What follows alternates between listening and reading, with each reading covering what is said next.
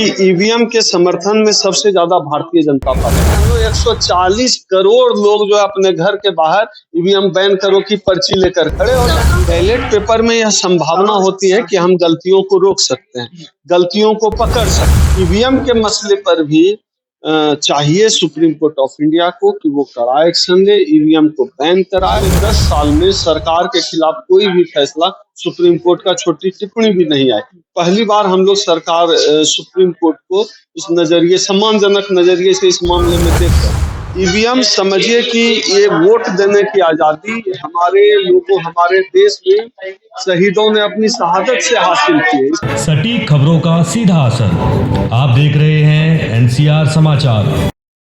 कम से कम ईवीएम के सवाल पर आज एक मंच पर आ जाना चाहिए, क्योंकि ईवीएम सिर्फ किसी को चुनाव जिताने या किसी राजनीतिक दल को चुनाव हराने के लिए ईवीएम नहीं है। ईवीएम समझिए कि ये वोट देने की आजादी हमारे लोगों, हमारे देश में शहीदों ने अपनी शहादत से हासिल की है। इसके लिए भगत सिंह ने अपनी शहादत दी है, तब हमको लोकतंत्र मिला है, तब हमको वोट देने की ताकत मिली है। इसके लिए बाबा साहब डॉक्टर अम्बेडकर ने अपने बच्चों की कुर्बानी दी है। इसके लिए पंडित जवाहरलाल नेहरू ने जो है जेल में अपनी जिंदगी का बड़ा हिस्सा बिताया है। अशफाक उल्लाह खान, सुभाष चंद्र बोस, जाने कितने ऐसे महापुरुषों ने अपनी जिंदगी की शहादत दी, तब जाकर हमें वोट देने की आजादी हासिल हुई है। वोट देने की आजादी हासिल हुई है तो कम से कम एक नागरिक के तौर पर हमें इतना तो जानने का हक है कि हमने जिसको वोट दिया, हम डिटरमाइंड हो सके कि हमने जिस प्रत्याशी को भी वोट दिया है, वोट उसको मिला है कि। तो इस बात से दिक्कत क्यों है? और सबसे दिलचस्प ये है कि ईवीएम के समर्थन में सबसे ज्यादा भारतीय जनता पार्टी खड़ी। जहां कहीं भी ईवीएम की धांधली की बात चलती है, जहां कहीं भी अखबारों में खबर चलती है ईवीएम के धांधली को लेकर, वहां भारतीय जनता पार्टी को इसका लाभ मिलता दिखता है। लेकिन सुप्रीम कोर्ट ने जो इलेक्ट्रॉनिक बॉन्ड पे तो रोक लगा दिया, ईवीएम को लेकर जो कुछ बड़ा निर्णय नहीं हो पा रहा है। अब देखिए क्या है, ईवीएम की लड़ाई राजनीतिक लड़ाई नहीं बनी। इलेक्ट्रल बॉन्ड को लेकर जो आया है सुप्रीम कोर्ट का फैसला, मुझे लगता है कि पिछले 10 साल में सरकार के खिलाफ कोई भी फैसला सुप्रीम कोर्ट का छोटी टिप्पणी भी नहीं आई। पहली बार हम लोग सरकार सुप्रीम कोर्ट को इस नजरिए, सम्मानजनक नजरिए से इस मामले में देख रहे हैं।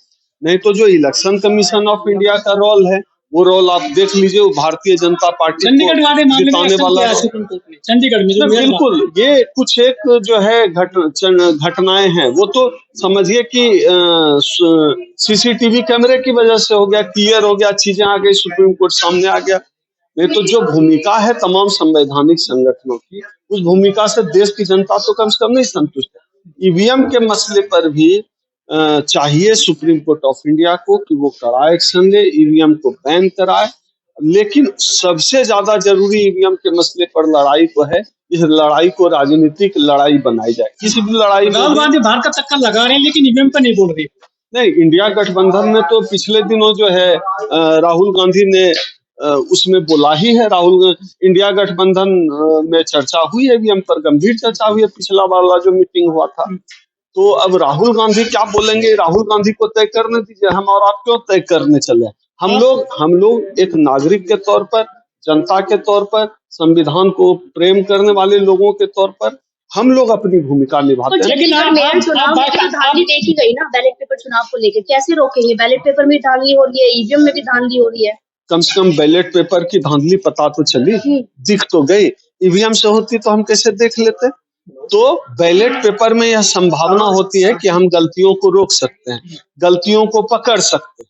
अब बैलेट, लेकिन ईवीएम में आप क्या कर सकते हैं? अभी जो डेमो हम लोगों ने दिखाया, उसमें दिखाया कि वोट दे रहे हैं हम लोग हाथी को, और वोट जो जा रहा है कमल को, तो उसको आप कैसे रोकेंगे? उसको तो नहीं रोक सकते। ये तो आपकी पर्सनल मशीन है ना। मैं वही एक मॉडल के तौर पर वही समझा रहा हूँ।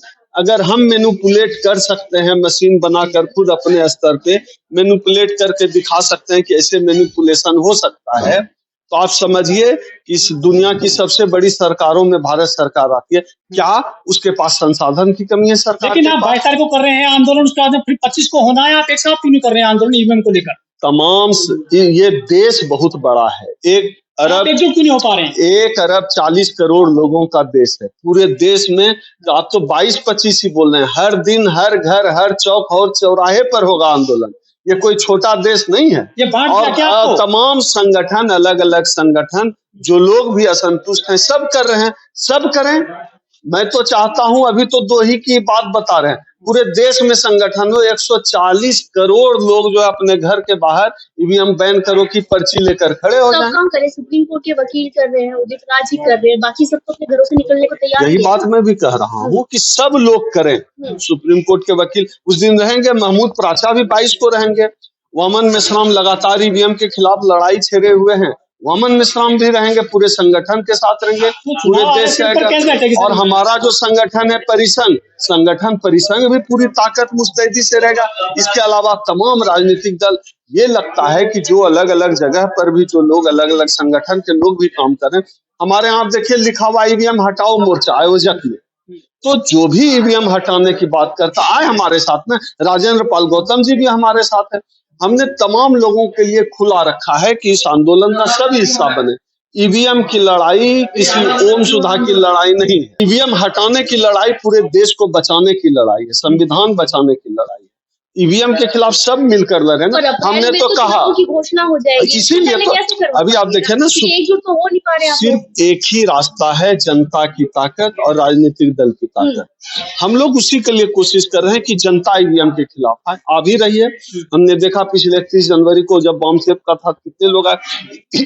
इस बार तो तमाम संगठनों को हमने साथ बुलाया है, बमसेप भी साथ हैं, परिसंघ भी साथ हैं, कांग्रेस पार्टी के नेता भी आ रहे हैं, दीपांकर भट्टाचार्य ने भी सहमति दी है, सीपीआई-एमएल के सीताराम येचुरी से बात हुई है, तमाम लोगों से हम लोगों ने तो कांग्रेस में जा रहे हैं, उसमें जा रहे हैं बीजेपी में। अब देखिए इसका जवाब तो कांग्रेस और भाजपा देगी। उसका हम ईवीएम पर जुड़े सवाल आप हमसे पूछ सकते हैं।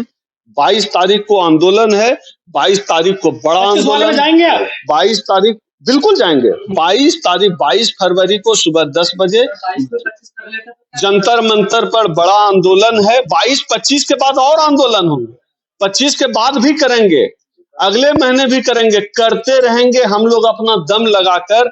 हर नहीं, जिनको आना है आए, जिनको लगता है कि ईवीएम हटना जरूरी है आए, उनको हम बुला रहे हैं। अपना डंडा, अपना झंडा, अपना बैनर लेकर आइए। और हमारा तो मोर्चा संयुक्त मोर्चा, ईवीएम हटाओ मोर्चा, कोई भी आ जाओ, जिसको लगता है ईवीएम हटाना चाहिए आ जाए ईवीएम हटाने के लिए।